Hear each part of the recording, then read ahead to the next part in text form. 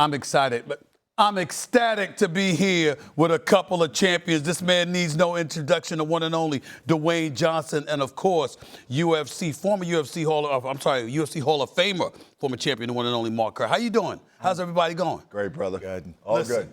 Let's start off with you. This project, what drew you to this? Mark's compelling story. I met Mark years ago. This documentary came out in early, mid-2000s.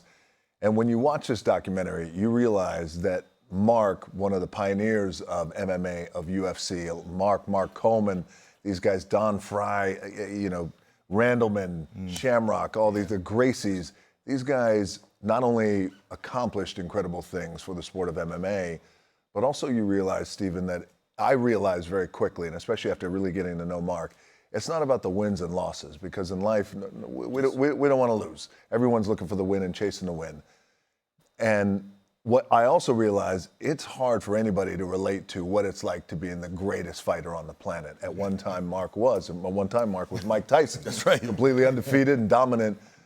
No one knows what that's like except, the very few. They can't relate to that, but what they can relate to is pressure. And the pressure to deliver day in and day out, and the struggles of that pressure, mental struggles of that pressure. So I felt like Mark had a really compelling story of a man who was the most dominant fighter at one time in the MMA, but more importantly than that, a man who got rocked, who lost, who struggled, but then who overcame. And here he is today. Mark, I got to ask you, it's one thing to have your life brought to the big screen, and I really want to know what your thoughts are about that. But couple that with it being brought to the big screen by this man. What was that like for you?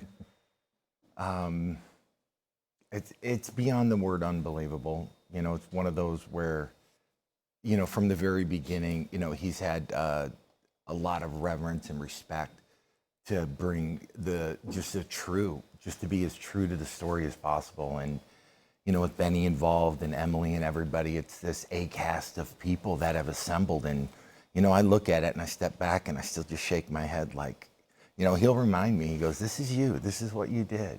Yeah. He'll have to confirm the life it. you lived. Yeah. So let me put you on the spot. Yeah. How'd he do?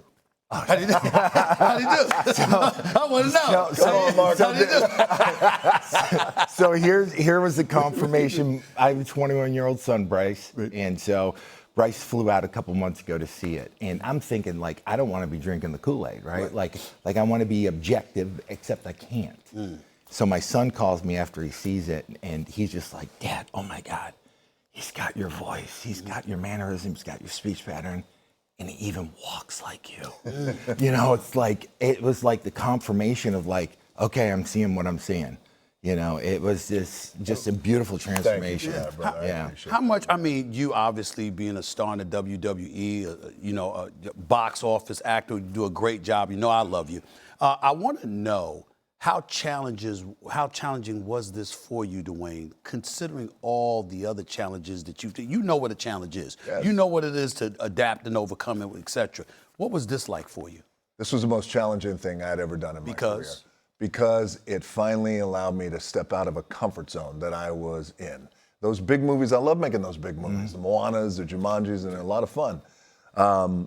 But I was chasing box office, and I wanted to know what it felt like to chase a challenge, a real challenge, where I could really rip myself open. And not only that, but for a long time, what I did, admittedly, he and I have had big conversations about this, man, where I think us, knowing you as much as I know you, us as dudes, there's stuff that we go through, pain, trauma, things like that we usually just keep inside. Right. It's not our front foot to just go share things and be vulnerable and rip ourselves open. I realized, these two things can coexist. The thing I love to do, which is tell stories and make movies, and I also can take this pain and all this stuff that I've been through, trauma in the past, and have a place to put it in a role. And that was the difference. And that was the challenge I was looking for. And you were talking about, because based off of what he just said, I remember reading something about you talking about being so violent in the ring and having to make the adjustment, stepping out of the ring, and obviously life, normalcy, knowing that you can't live outside the ring the way that you were living inside of the ring. How difficult of an adjustment was that for you to make once your career was over? Oh, man. So it took me a while to figure out,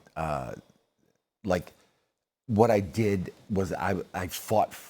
It's not like took a while because it's one of those complex things where it's like fighting is what I did. It's not who I am, and it took me a while to figure that out. You know, it just took me a while to figure out that wasn't my identity. I'm so much more than that as a person, as an individual, and you know, I'm a complex, emotional human being. You know, by the way, I think that's hard to do for fighters. If you think it about is. it. You know, It fighters, is.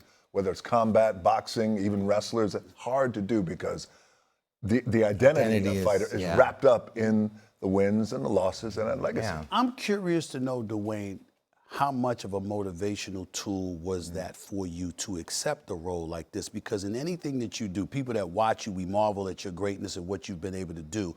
But there's always a lesson that you're trying, not just to convey, but really, really put on display because you're trying to make the world a better place. And I want to know, when you think about what he just said and the challenges that he was facing, how receptive were you to embracing that role, knowing that's the kind of message that you can ultimately pull out. Listen, we got to transition in life. We got to adapt. We got to adjust. Yes. And you have to as well, because obviously none of us are getting any younger. Yes, yes. Right? That's why I'm slimming down now.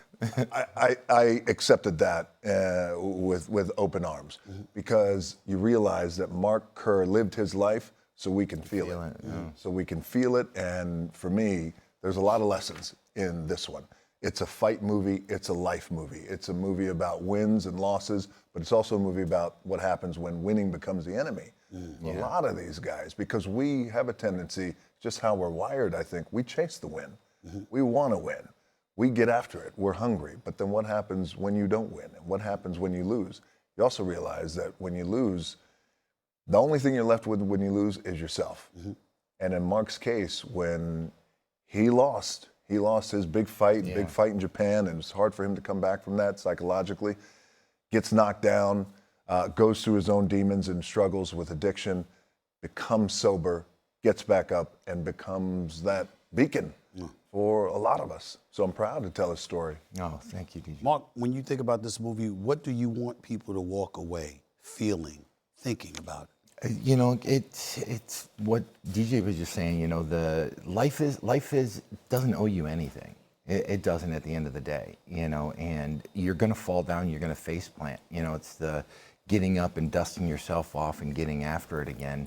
You know, that's life. You know, and being on the other side of it and just having, the miracle of all this stuff happened in my life is kind of the testament to like getting up, dusting yourself off, no matter what it is.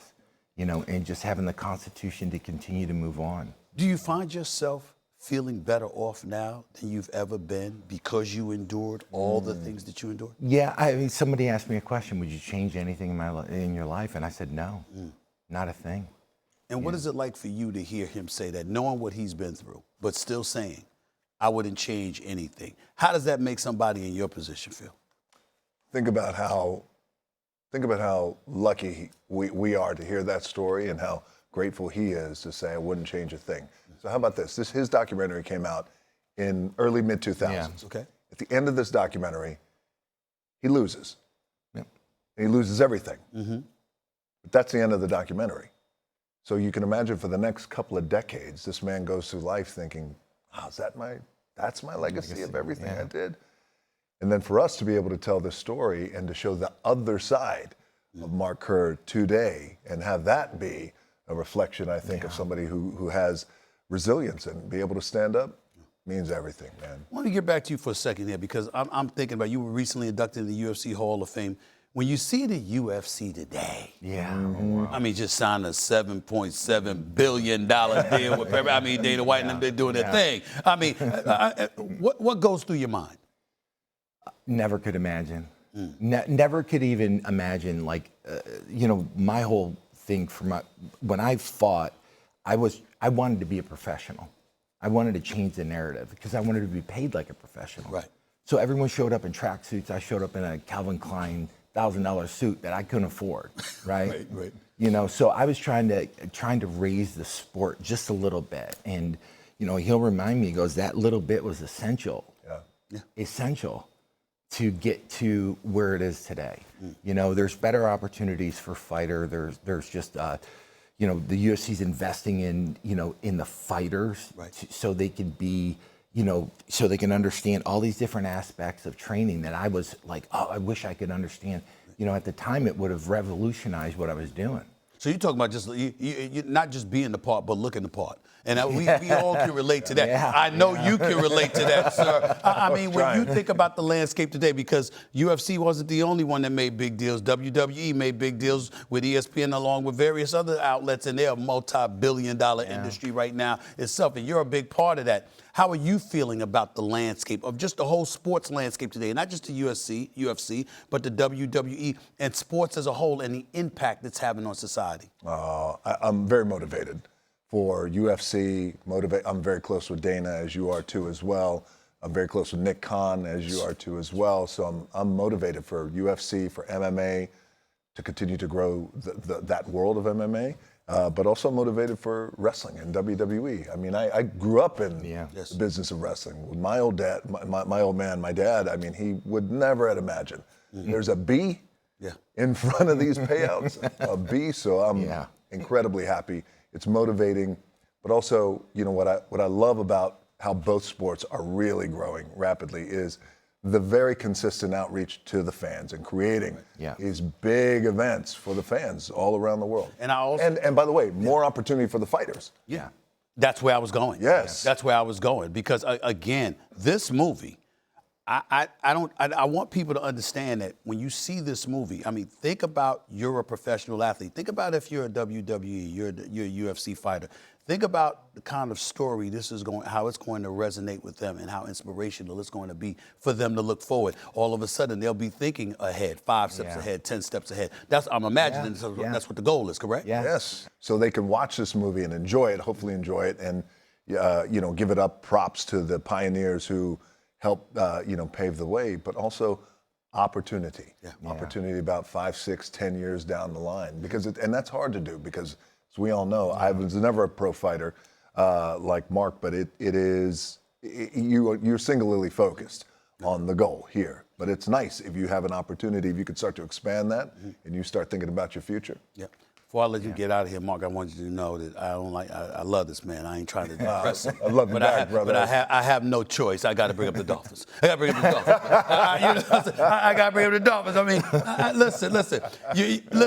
Hit movie coming out, but that's not a hit team right now. Come on, man. You know it's true. What? You're not. Why didn't you bring up the Canes? Oh, that's true. How about that? You are number 3 in the nation. Come on. Y'all number 3. So are you trying to say Mario Cristobal? Come on. Think y'all can win it all? You're asking a Kane. Do I think we can win it all? Do I think you can win it all? You're damn right we can win it all. You know, yes. See, that's the same thing Ray Lewis said. All the time. He said the exact same thing. You asked Ray. You asked Michael Irvin. And Reed. You were with them. I was with them. They definitely feel. But the Dolphins, the national football. Oh, man. You know, they did beat the Jets the other day, but you know what? They're struggling. And Tyreek Hill is out for the year. I saw that, man. And God bless him. Hope he gets well soon and what have you. But he's not going to be available for them for the rest of the season. He gets wrecked the way he does and still got a smile on his face. Yeah. That's true. Wow. That's true. He's phenomenal. He's phenomenal. He's not there for the rest of this year. Yes. Dolphins, any advice? Oh, come on, man. Any word? just ask it. Just ask it. Keep working. Keep working. Yeah, Keep working. Mark Kerr, the one and only Dwayne Johnson. Proud of y'all, man. Keep doing great Thank things. you, brother. Doing great things. Always Thank you, brother. You know that. You too. I appreciate it. Thanks and for you look great. I told you that back there, doesn't he? Phenomenal. Come on, you look phenomenal. He's always looking out for me. I really, really appreciate it. Listen, make sure to check out The Smash Machine in theaters everywhere. October 3rd. Dwayne Rock Johnson, Mark Kerr. I'm with Hall of Famers. Doesn't make me a Hall of Fame, but I'm going to act like it.